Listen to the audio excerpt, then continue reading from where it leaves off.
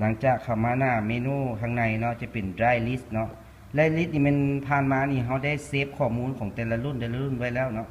แต่สมมุติว่ามันยังบ่ได้มีอย่างเทื่อนะมันจะเป็นรูปบวกตรงนี้เขาคลิกเข้าตัวบวกเพื่อจะตั้งค่าของเครื่องจะหลังจากที่ว่าเห็นหมายบวกเข้ามาแล้วเนาะจะเห็นว่า dry name แล้วก็จะมี serial number เขาจะพิมพ์คำว่า DVR เนาะเขียนตัวดีไง DVR เนาะจากซ่องที่ว่าซ่องทำอิฐเขียนคำว่า DVR แล้วซ่องที่สองแมนเขาเขียนใส่ตามหมายเลขเครื่องนี่จะเป็นเขียนว่าหมายเลขซีเรียลเนาะมันจะมี 3D E เนาะมันมีตามนี้เนาะหลังจากนั้นเขาก็เอามาพิมพ์ใส่ตรงนี้พิมพ์ใส่แถวที่สอง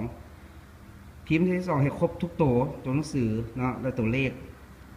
หลังจากนั้นเขามาพิมพ์ใส่ตัวนี้ตัวพ่อนี้คำว่า80อ๋อมันบริษัทลำเบิดเนาะโอเคเอาแบบนี้ซะ